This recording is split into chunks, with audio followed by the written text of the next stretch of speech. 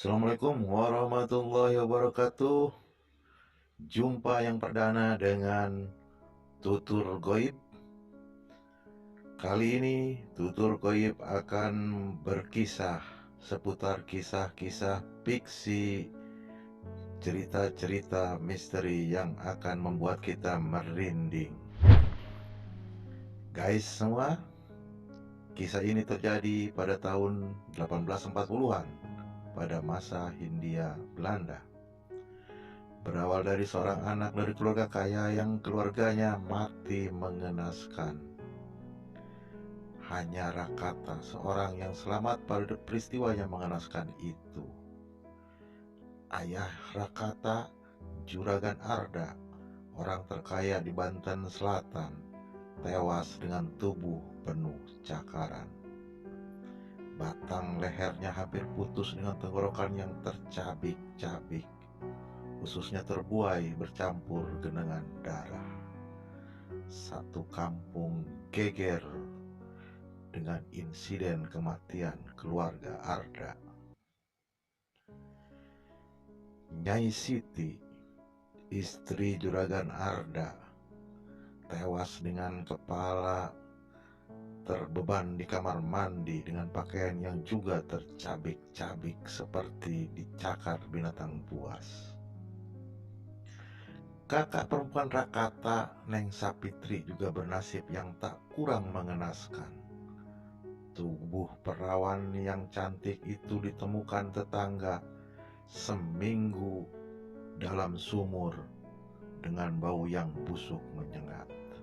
Sapitri tewas dengan bekas cakaran mengerikan yang tak jauh beda dengan ayah dan ibunya. Hanya Rakata yang selamat dalam peristiwa itu. Mujur, bocah kecil ini pada kejadian malam itu sedang tak ada di rumah, menginap bersama teman-temannya di musola tempat dia biasa mengaji. Rakata yang saat itu baru berusia 12 tahun seakan meledak, menangis histeris ketika pulang ke rumah. Kedua orang tuanya sudah tewas mengenaskan. Begitu juga kakak perempuannya, Sapitri, menghilang tak tentu rimba. Yang seminggu kemudian, Sapitri juga ditemukan ada dalam sumur, sudah menjadi mayat yang berbau busuk. Desas-desus di kampung itu pun terdengar. Juragan Arda dan keluarganya dibunuh makhluk gaib karena pesugihan. Ada wadal atau tumbal yang tak bisa dipenuhi dengan makhluk gaib, sehingga makhluk gaib itu murka membantai habis keluarga Juragan Arda. Lepas tahlilan 7 hari, Rakata masih belum bisa melepas kesedihan itu. Bocah kecil itu hampir tiap hari menangis, memanggil ayah dan ibunya. Adik ayahnya, Basir, bersama seorang tua kampung mencoba membujuk Rakata agar segera meninggalkan kampung itu, karena makhluk gaib itu mungkin akan datang lagi. Terlebih, kata tua itu, tumbal pesugihan yang disepakati makhluk gaib itu sebenarnya adalah Rakata. Ini juga dikuatkan oleh keterangan pamannya sendiri, Basir, yang mengaku juga pernah mengantarkan ayahnya membuat perjanjian dengan makhluk gaib itu. Aku dulu yang mengantar ayahmu mencari pesugihan itu. Aku juga tahu perjanjian ayahmu dengan Raja Demit, Kawidaran di Gunung Kelud. Sebaiknya kau pergi dari sini, anakku. Selamatkan dirimu, kata Paman Basir sambil menahan tangisnya.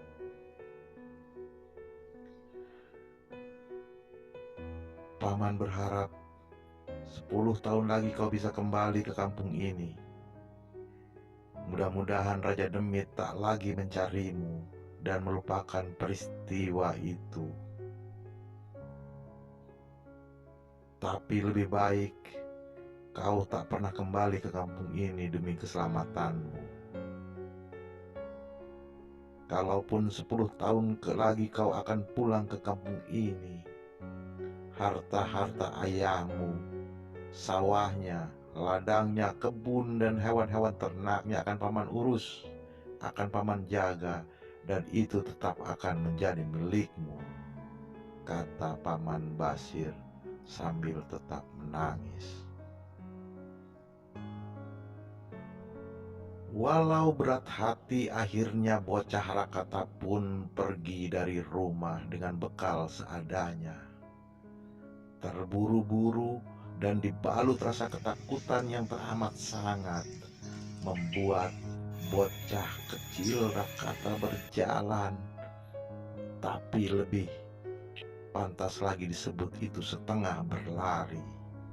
Berlari karena takut, berlari karena ketakutan seorang anak, seakan-akan Raja Demit Kawidaran sudah ada di belakangnya. Kaki bocah kecil Rakata menyusuri kampung demi kampung. Tak ada tujuan pasti yang akan dia tuju. Yang penting keluar dari kampung itu. Pergi meninggalkan kampung itu jauh dari ancaman Raja Demit Kawidaran yang sangat menakutkan, yang suatu saat akan mengambil nyawanya seperti diambil nyawa ayah, ibu, dan kakaknya.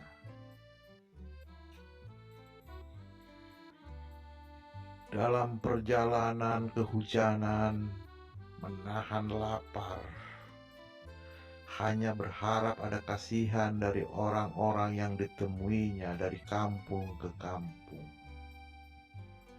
Tapi bocah kecil Rakata tak pernah membuka mulutnya untuk meminta. Malu, mungkin juga memang tak mau dia meminta-minta. Ketika ada warung nasi yang disinggahi dan dilihatnya, dia hanya berani duduk di halaman warung itu. Duduk termangu melihat orang-orang yang makan di warung. Menunggu orang yang keluar dari warung itu melihatnya atau sekedar menawarinya. Atau mungkin ada yang mau berbelas kasihan memberinya pekerjaan. Harapan-harapan itu yang selalu terlintas di benak Rakata, si kecil yang menyusuri kampung dengan rasa ketakutannya.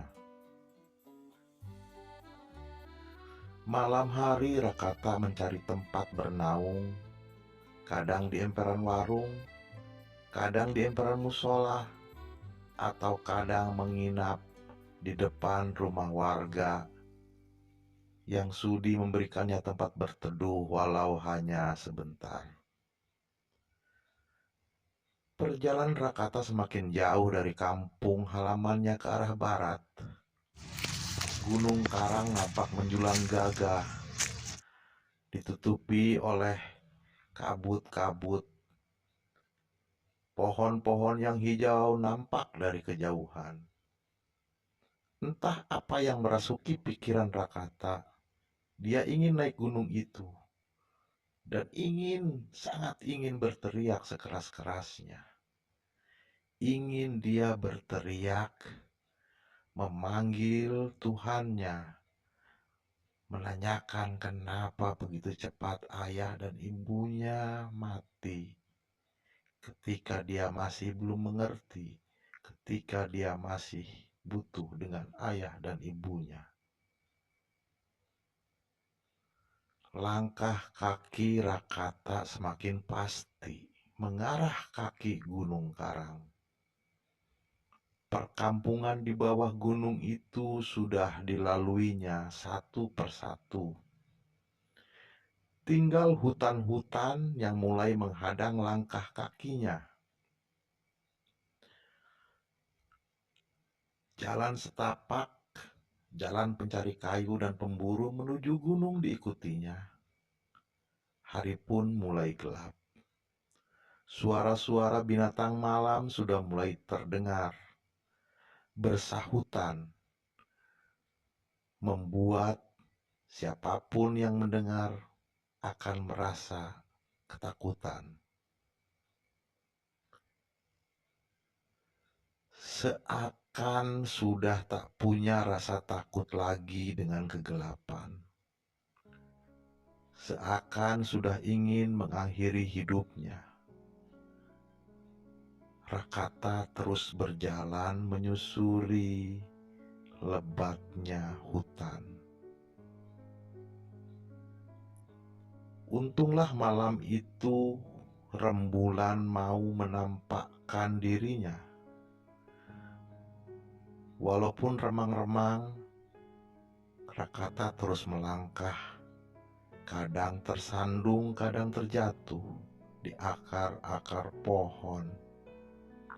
Kadang dia terjebak di antara tebing.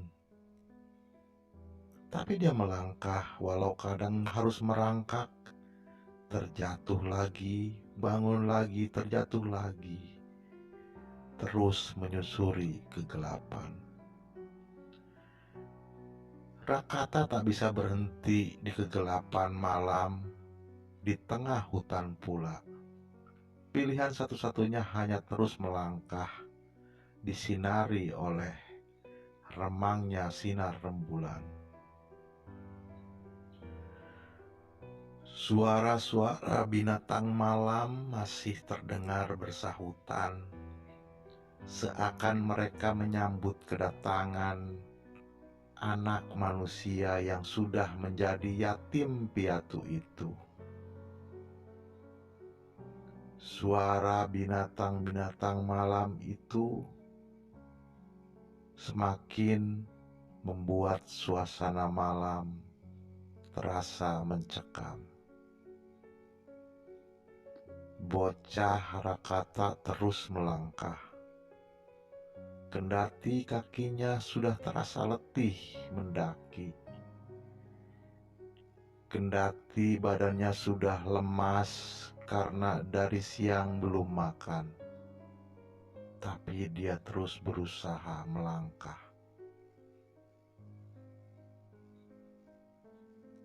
Langkah kaki Rakata tiba-tiba berhenti. Samar-samar Rakata melihat segerombolan harimau di depannya. Harimau. Rakata belum pernah melihat dengan mata kepala sendiri harimau. Dia hanya tahu bentuk harimau dari tuturan kata-kata orang-orang dan juga sebatas dari gambar-gambar lukisan. Itu pun sangat jarang dia melihat. Tapi malam itu dia tahu, dia melihat sendiri ada 9 harimau di hadapannya.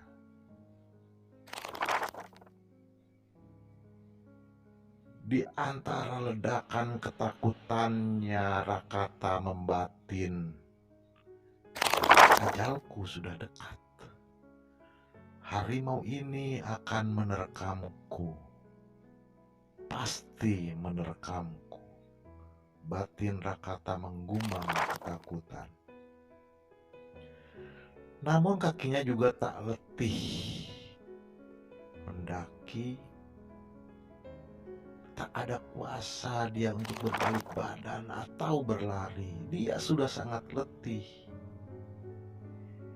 Tubuhnya seperti kaku terkunci memandang kumpulan harimau yang semua matanya berkilat memandangnya.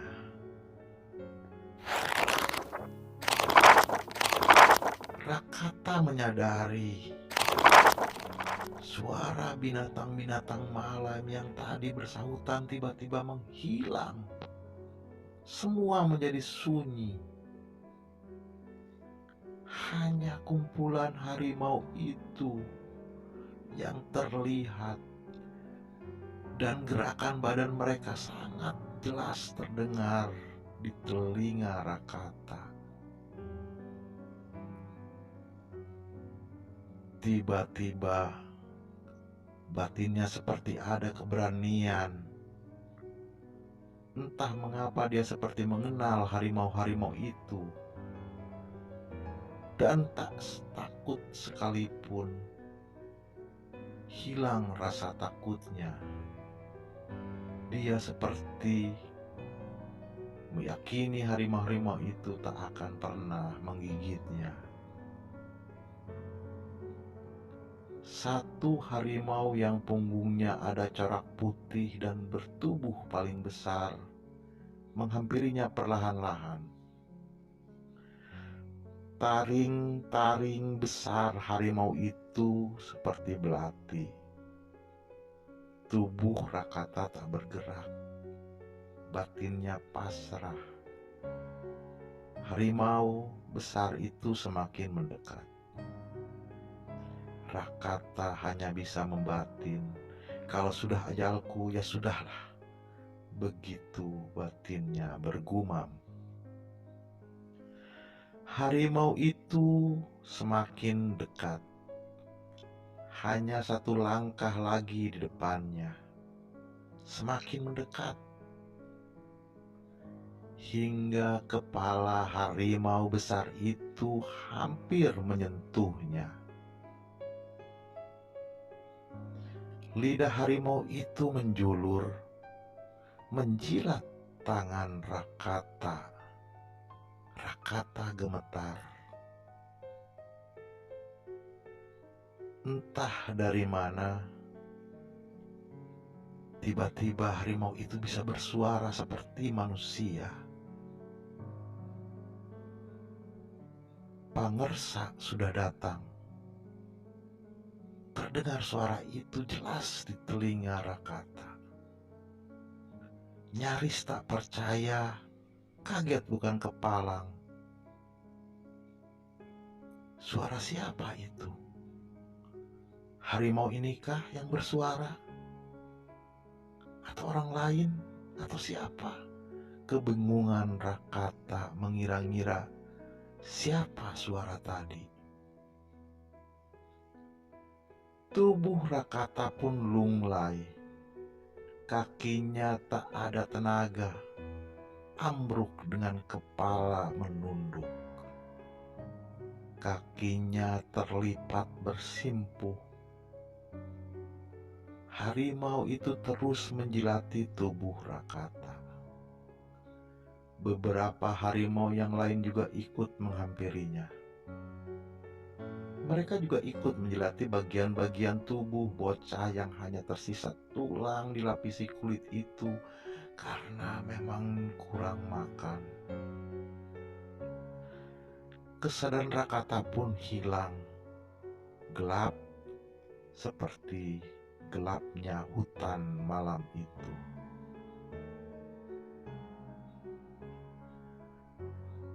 Saat terbangun, Rakata sudah berada di atas ranjang bambu dalam sebuah kamar sempit berdinding bilik bambu. Mata Rakata berkeliling melihat dia ada di mana. Bilik bambu, 2 kursi reot ada di depannya. Kamar itu berlantai tanah. Di dinding hanya beberapa gambar, entah foto atau lukisan siapa, Rakata tak tahu. Di beberapa bagian dinding lainnya ada tulisan kaligrafi. Tulisan berbahasa Arab yang Rakata tak tahu entah itu tulisan apa. Masih dalam kebingungannya, Seorang kakek tua masuk kamar dan menyodorkan segelas air. Sedangkan di tangan kirinya sepiring singkong bertabur kelapa juga disodorkan ke Rakata yang masih berbaring.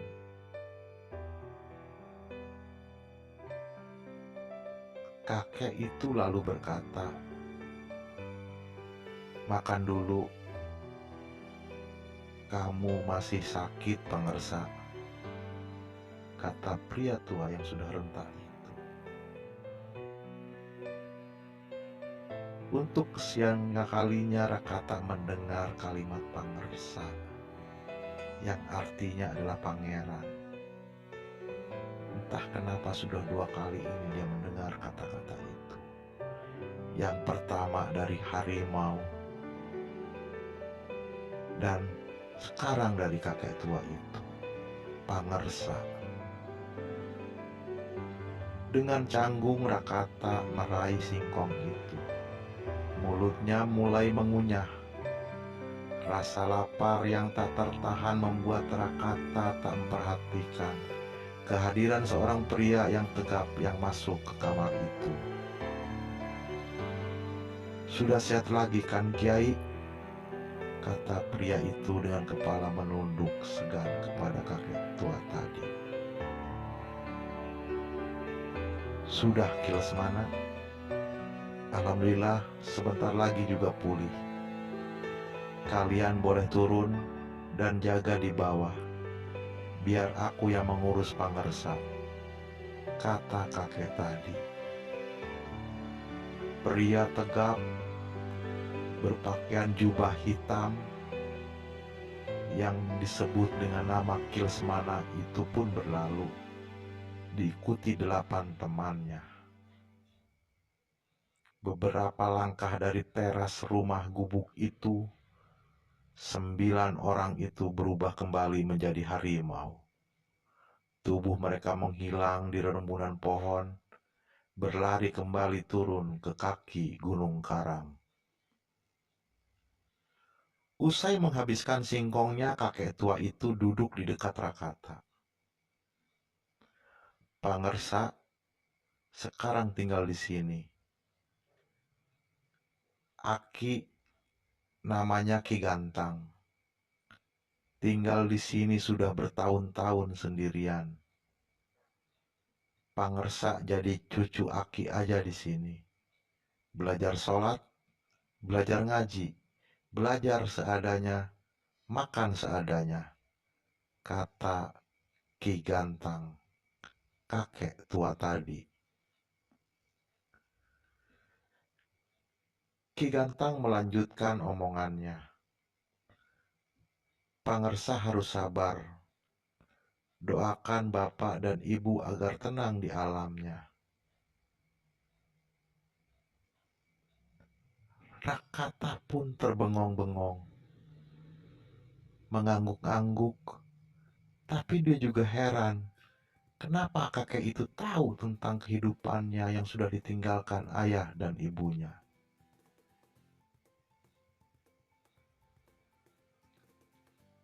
"Kakek tahu dengan ayah dan ibu saya."